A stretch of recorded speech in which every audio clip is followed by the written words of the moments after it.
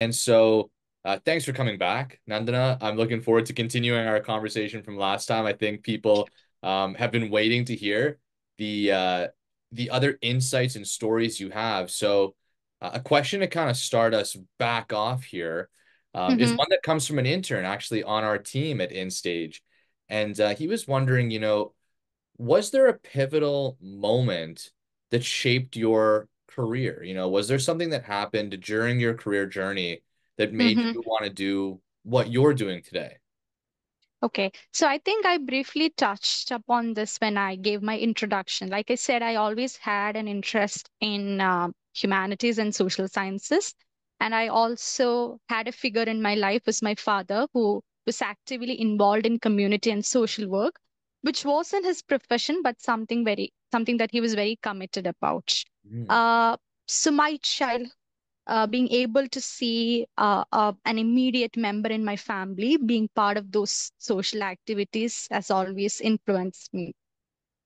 And then when I went on to do my bachelor's and master's, that's when I realized the power that the field of humanities and social science can actually have on the society. Like I said, I did not stay within the academy. I moved to the corporate world. I wouldn't say it was bad because I learned quite a lot of things that I otherwise wouldn't have learned. But at the same time, I felt I did not feel quite happy. I did not feel quite satisfied. I had a stable career in terms of money, in terms of reputation, social status, but that wasn't just enough for me. I found meaning in being able to help people. So that was the reason why I shifted to a field. But at the same time, I made a calculated move. I wanted to make sure I use my academic background and also my technical knowledge because we are in the world of digital era and we are moving towards a world where we are talking about AI and the advancements of AI. So I definitely saw the scope of the digital tools and techniques. So I thought, why not combine my academical background and the the technical knowledge and enter into a field where I can use both of this, but at the same time help people.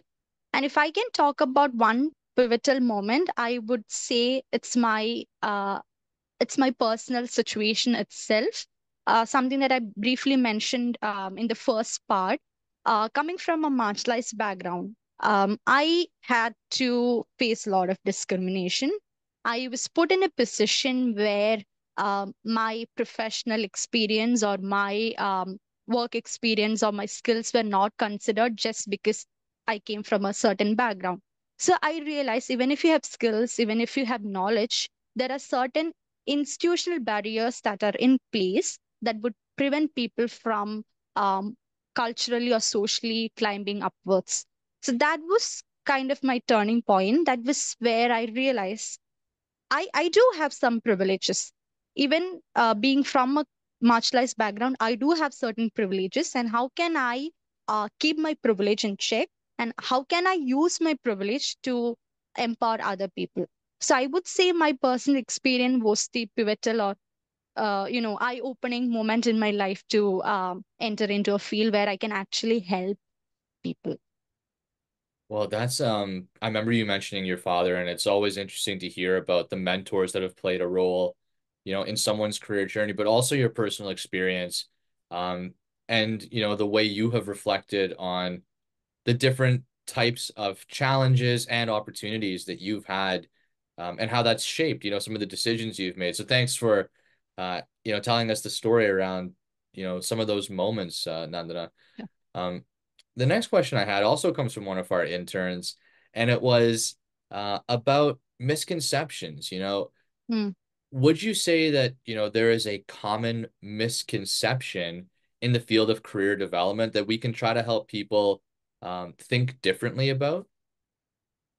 Um, can you clarify that question for me when you say think differently about what exactly are you meaning? Yeah, I think the idea behind this question is many times people will not reach out for career Mm, development support because they think it's not for them. They don't need help, or that it's only for people who have been out of work for a certain amount of time, or that it's only for people who haven't gone through a specific program. So I think there's lots of misconceptions within the field of career development that prevent people from asking for help or looking for resources.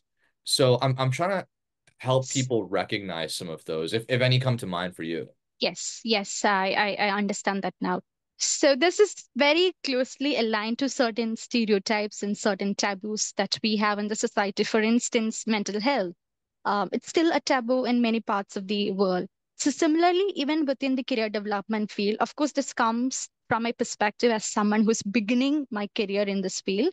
But I think we also do have certain myths and misconceptions. For instance, you might need a help from a career development practitioner if you have been laid out of your current job, or if you need an upskilling. We are not exactly here to provide you um, advice on what exactly you need to do. We are not here to dictate action plan. We are not here to um, tell you exactly what to do. Rather, we are someone who is good on the process, but you are an expert on yourself. That's what we say to our client when we meet them. The first approach is telling them that this is a very collaborative approach. This is a client centric approach, and we are here only in terms of the process. And you are the one who is giving us the content. So I think it's not just for people seeking a job or upskilling, for people who are looking to upskill. It's not just for them. I think career development is for anyone, including people who are actually in this field. It's for us to True. get perspective from another person. Of course, there's no necessary that you have to take it, but stepping outside of your comfort zone, getting to hear a different story from another person can add a lot of value to your career. And career can mean different to different people. And it's only when you meet someone who has done their theory, done certain techniques, has gone through the process of this entire field, they might be able to help you to look at career from different lens that you haven't even thought about. For Yeah, instance, within career development, we have a theory called planned happenstance. And I'm a firm believer of planned happenstance. Of course, I do have my own set of goals and target areas, but at the same time, I believe in plan happenstance. So this means that along with the planned steps, along with the action plan that I have, I'm also looking for unexpected opportunities that might come my way. So if you are meeting a career development practitioner and if you are consistent in your, let's say, in your career journey, you will never know. You might learn about different opportunities, different experiences, things that you've never thought about. so true. Um, and I think, yeah, it's time that we talk about the misconceptions and myths. You're not here to seek any treatment, not here to seek any advice, but rather you're here to learn new things, explore opportunities.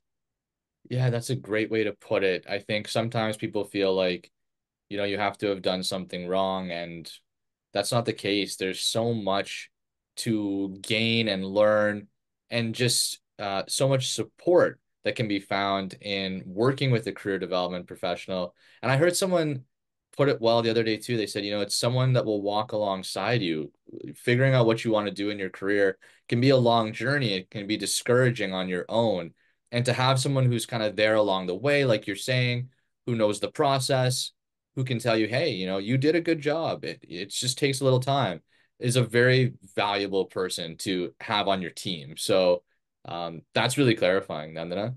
Um, In fact, I do want to add an instance. So I met with a student yesterday who was applying to different jobs, and he applied to about 50 to 60 jobs and has not been getting any responses back.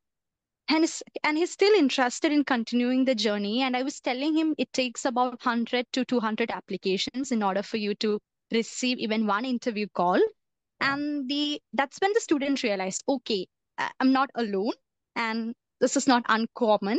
And so these small things, these can be very, very small things, but these small insights and information can help motivate people and be consistent in the career journey. So that's why we are here for, just to give you tips, insider tricks, to help you in your career search. Yeah, I'm so glad that you could, tell someone that, and that you're telling the people watching this episode things like that, because if you're on your own, it can feel like you're the only one doing something wrong, even though you're not doing anything wrong, and it does just take time. So thank you for answering that question around misconceptions.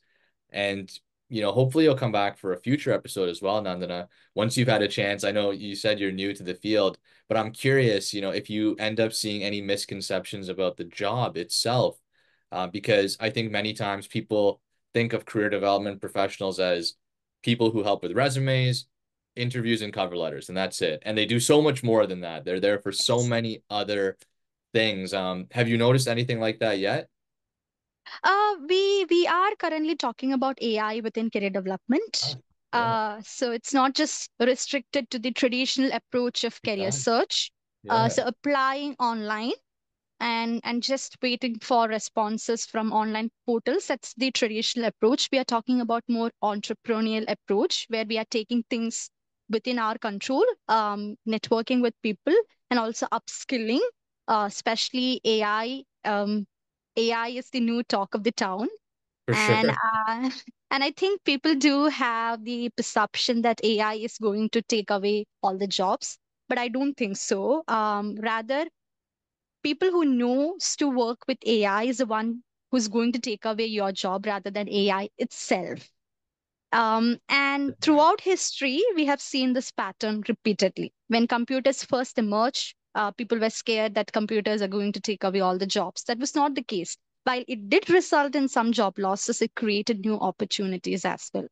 So the key lesson here is that we cannot run away from technologies. We have to embrace it and grow alongside it.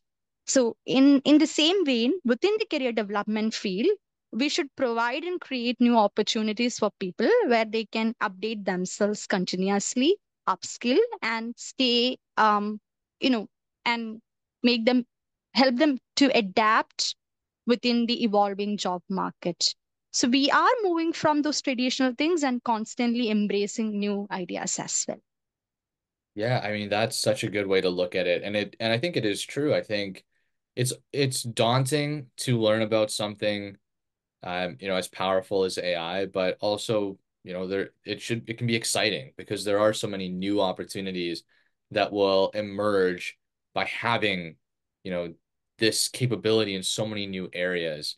So kind of alongside that, I think there is this transition period going on for a lot of people in the workplace that are starting to feel maybe they've been in their role for too long, or they're seeing these changes happen and thinking, like maybe there's something else I could be doing. And I've, been hearing more and more about this concept called quiet quitting.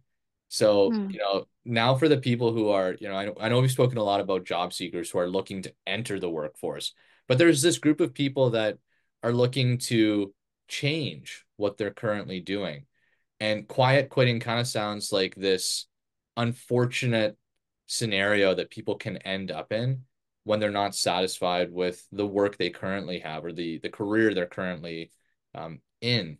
So is that something you've heard about? And do you have any suggestions for people who might find themselves quiet quitting? Has that concept crossed your like, have you seen that at all? I have read a research paper, something similar to what you said, especially in the context of US, Yeah. where people who belong to a certain age group went through this phase of quiet quitting. I think it has its pros and cons, because we are in a world where we have a lot of more opportunities, but I think it's just that we haven't really explored those. And at the same time, we are moving towards a world where focus is on gig workforce, focus is on freelancing, focus is on contract positions. So more and more people who have been in a position for quite a long time, and if they felt that they're not really satisfied with what they're doing, they are ready to take those calculated risks and explore avenues that are open to them.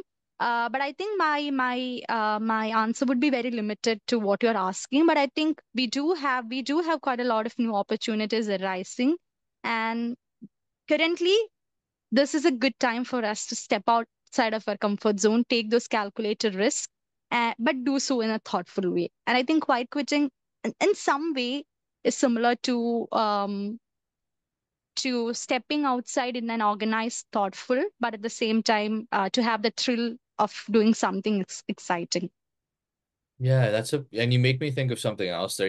If you're in a position where, for people watching, you might feel like, yeah, when I think about it, I am quiet quitting.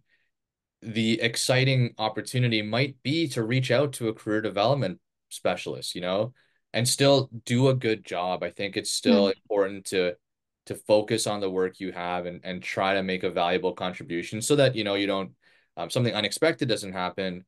But it might be a good opportunity to reach out to a career development professional and say, hey, I'm trying to change something and have that conversation, kind of like you're saying. Um, in a thoughtful way so that you don't put your current role in jeopardy while you try to figure out what happens next for you. So you kind of connected the dots for me there, Nandana, when you said, take a thoughtful approach to it. I think if you just stop doing good Hmm. work, that's going to have a negative impact on your entire career and probably things outside of work too. But if you are thoughtful about it, it could be really exciting. And there's no better person to talk to than the people in the career development space, like we've been Yes. saying. So um, that's Again, yeah. I'm sorry to interrupt. Again, Go within ahead. career development, we are being trained to use techniques like appreciative inquiry, motivational interview, positive psychology. So we can really help people look at their past experience, past background, and see how they can leverage this in their current work environment. Oh, Uh, so sometimes they do have these skills. They might be doing a wonderful job. It's just that they don't really see it. So we are like a torch and we can shed light on their strengths. So, yes. that's a great reminder. And you remind me again of something else, Nandana, that I heard recently. If you've been in a role for a long time and you feel like it's time to leave, it might actually just be time to advance. Mhm. And, having a conversation like what you're saying might shed some light on the fact that, hey, maybe you're ready maybe you don't need to leave. You're ready to take on some kind of leadership role. Because companies are always looking for people with experience that can now help, the next group of new employees. So I think, again, to your point, talking to someone like yourself who has that training and can shed some light on things may, like you said, create that happenstance where you go, oh, I hadn't thought of, trying to get a promotion. Maybe I don't have to leave, or maybe you do, but something unexpected could happen. So I think that's a great point.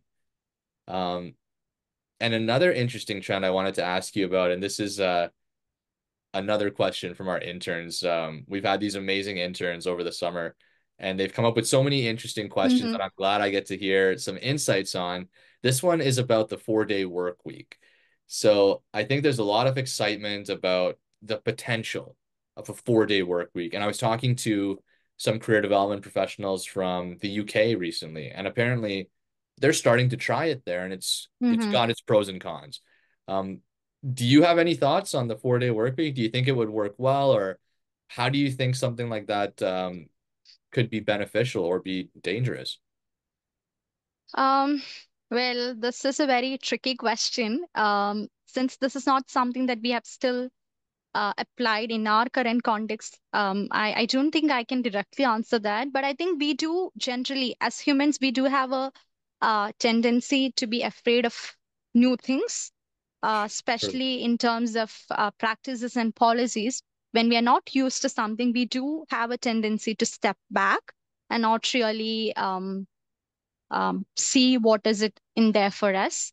But I think it's not again, my answer would be limited, but I don't think it's not really the number that plays a crucial role in the work that we do.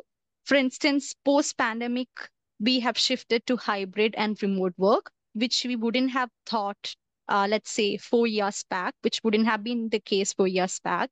So And I true. see a lot of people really being very happy about the fact that they get a chance to work from home and they think it's really productive because they Yeah. get to do the things that they want to do at their leisure time. And at the same time, they are productive at work as well. So it's different for different people. Uh, for like anything, it has both pros and cons, but it's not really the quantitative or the number part that we should focus, but rather it's the quality. So a person can only be productive and meaningful in their work if they have the rest of their aspects in life balance. It can be their mental health, it can be their physical health, it can be the ability to take some down, to have some downtime, to be free from the work so that you can recharge yourself and go back to the work. So I think it's good that we embrace a new policy and see how it's working out. Again, it depends from fields to fields and industry to industry. We can't be really generic about this. There are a lot of other factors involved as well, but I think it's good to be open about these new things. Yes. That makes a lot of sense. I think you're right. It would really depend on the industry, the way people work. And one interesting thing I heard from a previous conversation I had is that it can't mean you have to do 5 days worth of work in four Mm. days, because that's going to create that imbalance. And I think what you said is so true. You have to be able to attend to the other things in your life to be able to do productive work. So now suddenly, if you have to do 5 days worth of work in 4 days, right? You may have that fifth day off, but you're exhausted, and I don't know if that would work well. So I think it's an interesting one. I'm glad our interns brought that question up because I think it's fun to think about. And like you said, maybe 3 years ago it seemed impossible to do so much hybrid work. But once you started trying it and adjusting it, it's made a lot of people's lives a lot easier. So I think that's a good approach to look at it as well. Um, and maybe the last question I just have for you here, Nandana, is, as people have listened to your Mhm. insights and heard your stories, if they have questions for you, is there a way that you prefer them to reach out if they want to ask you questions or learn about some of the services and resources that you offer in your new role? Okay, so my LinkedIn profile is updated and I'm quite active on LinkedIn. They can definitely reach out to me on LinkedIn. And I do have my personal email ID as well on my LinkedIn. Um, so it's not really private in that sense because I do want to help people out there who are newcomers who are seeking jobs. So in a way in which I can help. So currently I'm a beginner. I do have certain limitations. I do have certain um, limit to which I can help them, but I'm always happy and flexible to help. So they can reach out to me either through my personal email ID or LinkedIn. And I'm someone who response back. So feel free to reach out. Awesome. That is great to hear, Nandana. We'll put your LinkedIn in the description of the Sure. video. So if you're watching this and you would like to reach out to Nandana to ask questions and learn more, um, I recommend it. It's been awesome speaking to you, Nandana. Thank you for coming back to this continuation of our conversation. And hopefully, again, as you continue in this career, you'll join us in the future and share some of the insights you've gained as you develop, throughout your career. So again, appreciate your time. And thank you for joining me here. Sure. Thank you so much for having me here today. I enjoyed our chat as well. Awesome. And I know you're super busy, so good luck with all the other things that you're balancing. And again, thank you for making time for us today.